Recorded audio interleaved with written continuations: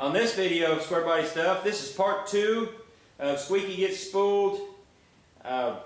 We'll start out on this one with putting everything back together and doing some burnouts and donuts.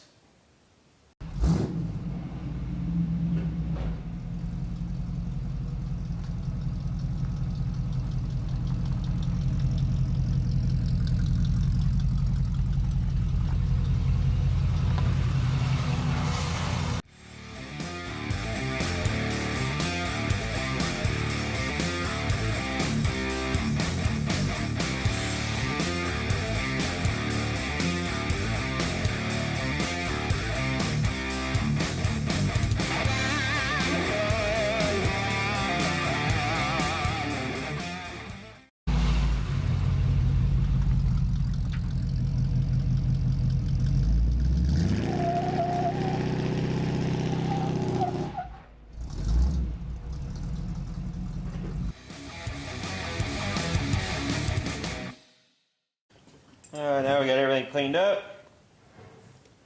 Let's see how this thing fits in here. I'm not sure if I'm going to need to use the shims or not. Put this one in.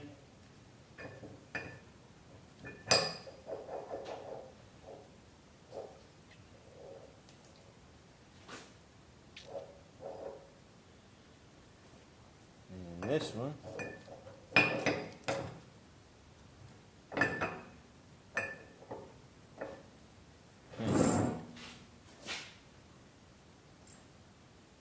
Thinking that's where people are having issues. Maybe. It fits.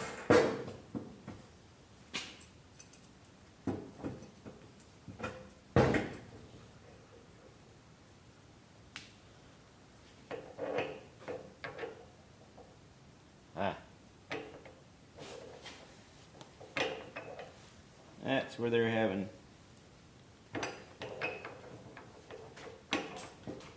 issues.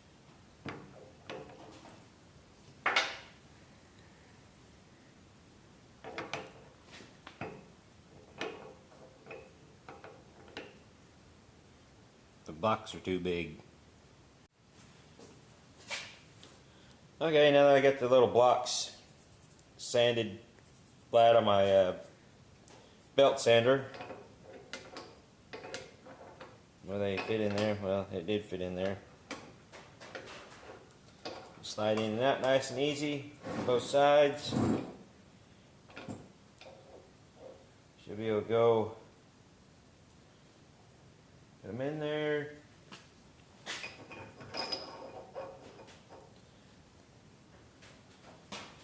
That goes in there and that just locks it.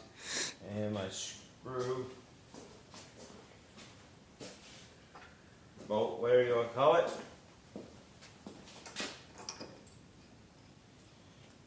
Go into there, hold that locking pin in. So now, we're about ready to put it in the truck. First, I'm going to take this back apart because I'll have to have these out to get the axle shafts and the C-clips in, or at least one side out. Okay.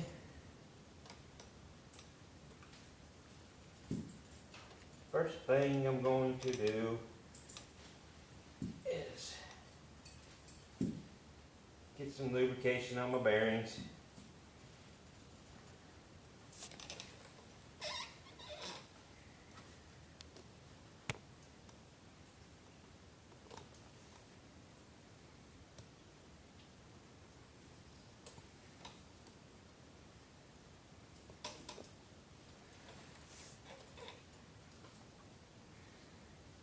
No, they're not going in dry.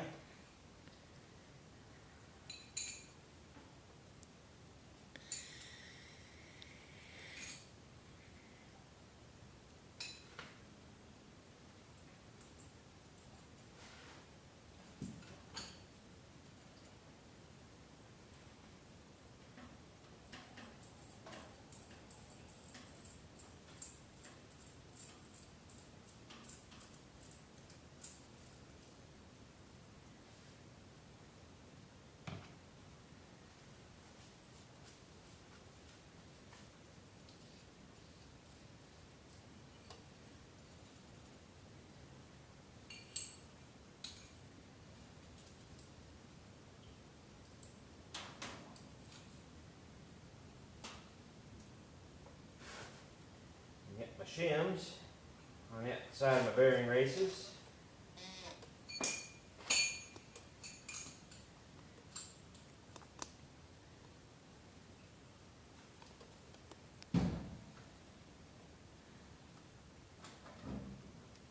Slide it all in there. Try not to pinch your finger.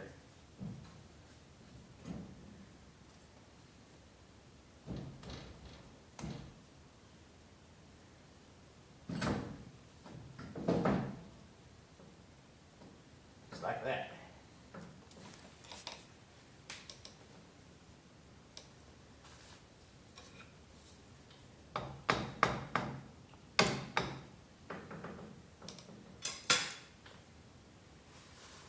Now we didn't change anything on this rear end, so we're not going to have to do any setup. It's just to plug it back in and plug and play.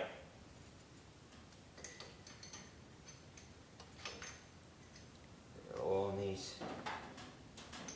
bad boys. You might be supposed to use Loctite, or I don't know. I'll just put oil on, torque them down good.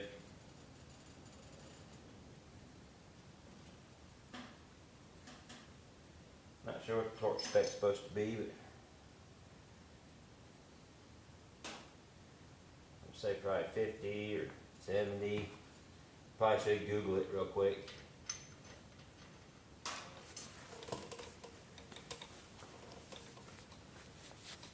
I'll have Sean Google it for me while he's running the camera.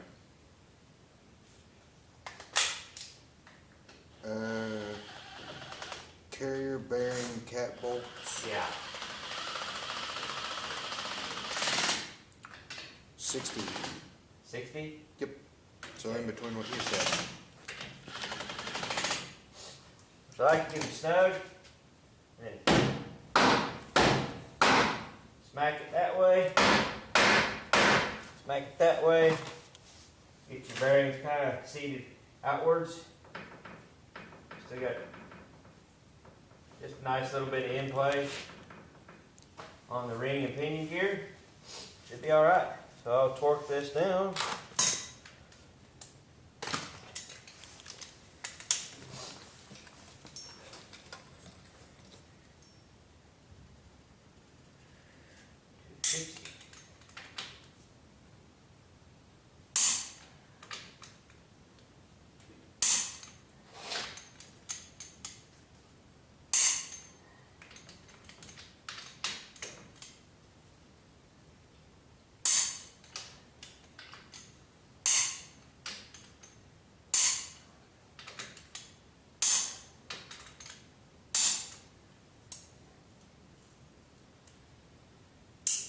All right.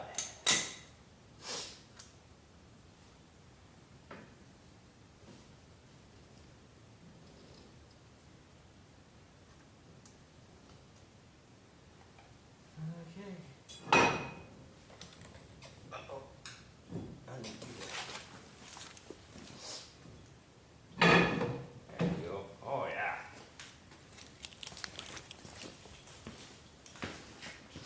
Put my C-clip in.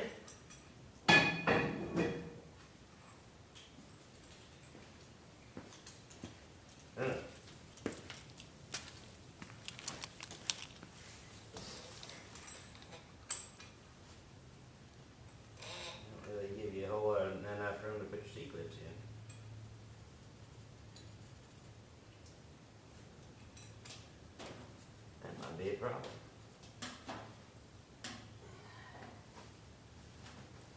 Take a clamp.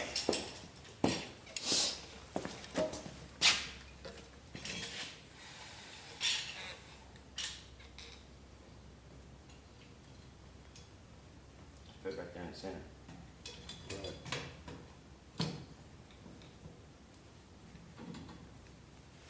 Yeah.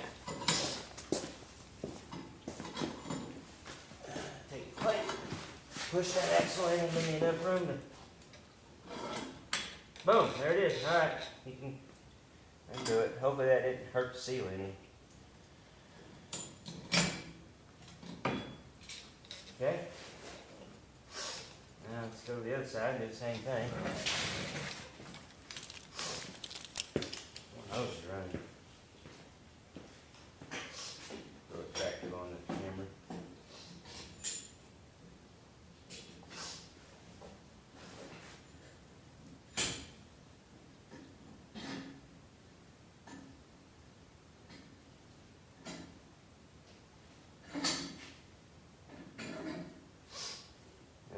reason why I've got that other block already in the back side.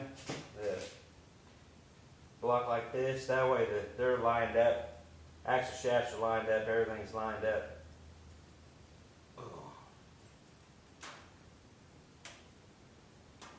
That may need a little pecking.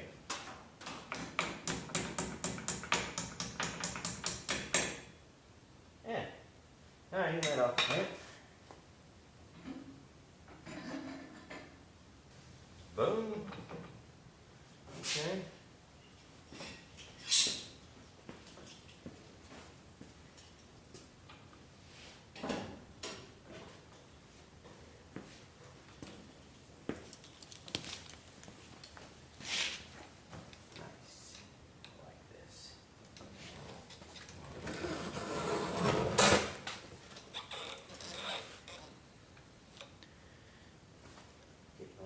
Block in there, like so. There we are. They slide right in. Got just a little bit of play on the blocks. The back side of the block rests up against the axle shaft. Nothing's gonna slide out until I break an axle shaft, but I don't think that big bad 305's got enough worry about that yet.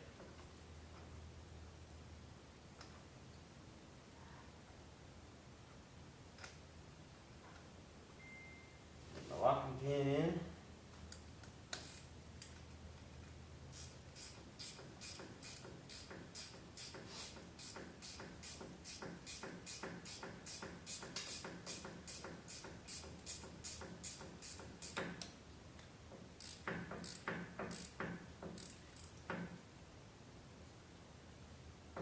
Okay, there we go. We're spooled. This is the first time I've done a mini spool in a 12 bolt. I've done them in 14 bolts before. They're a whole lot different. But actually, after we got all the spider gear stuff out, it went pretty smooth. We'll put the wheels and tires back on and put the diff cover back on and fill it full of lube, and we may take it for a test drive. We won't get any video of it tonight. We'll maybe play around with it a little bit.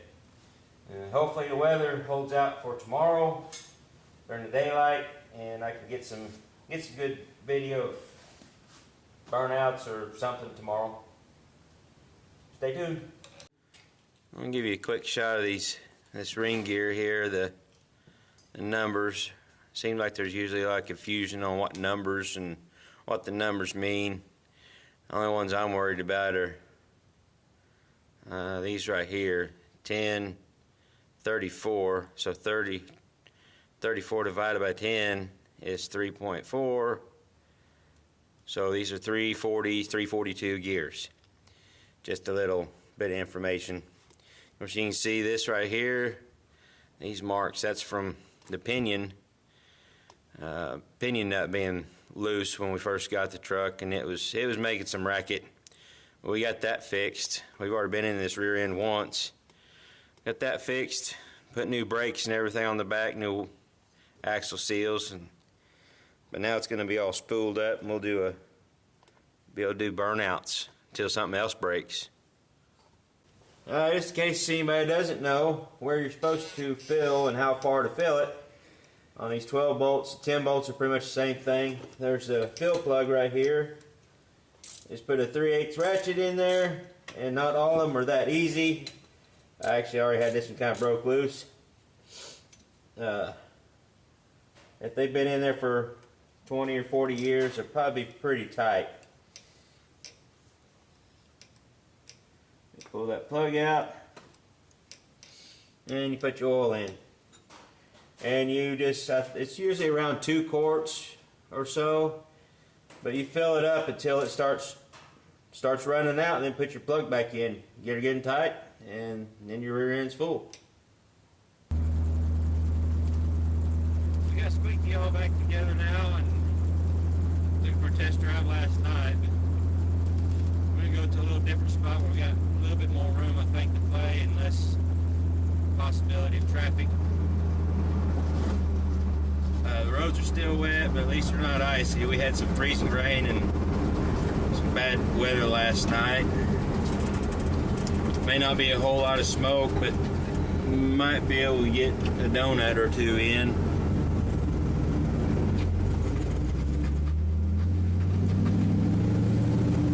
You feel that axle, rear axle's twisting a little bit, going around corners. Not the most pleasurable way to drive one, but oh well. Okay. Got things set up. A little better spot. Not less traffic. Turn Squeaky around and listen to that back end pop and drag.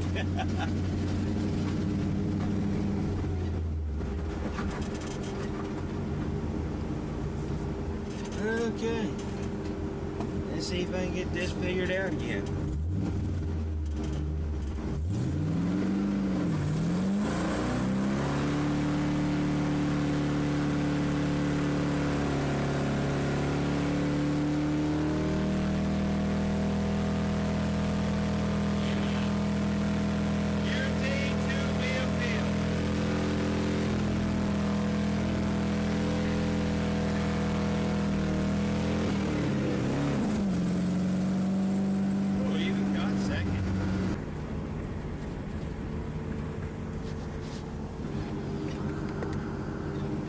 Go.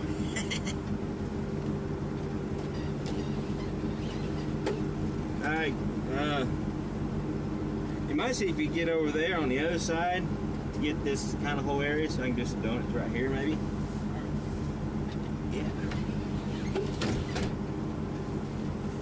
Let's see if we can get some donuts. Shellman set up over there.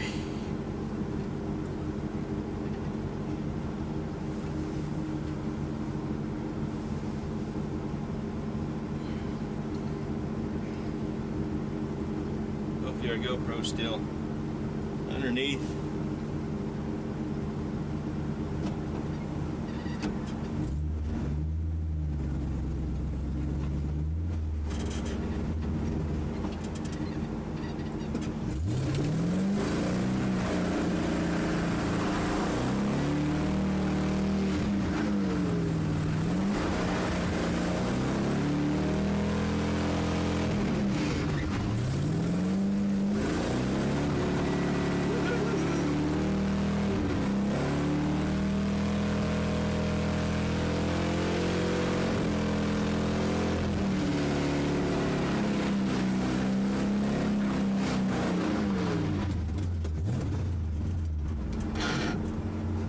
Can't find them, grind them.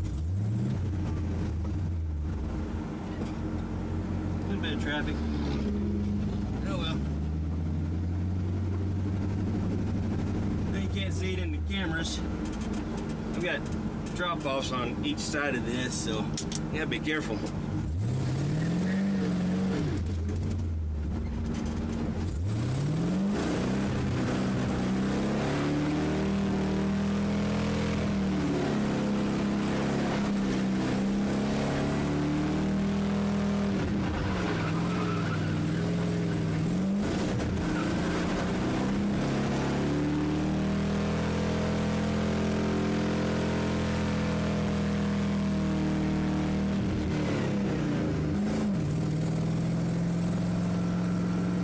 The valve float on the old 305. It don't run too bad for 305.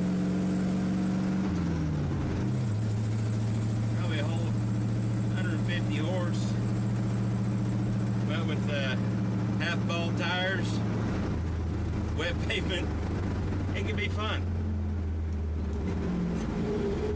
And don't forget the mini spool.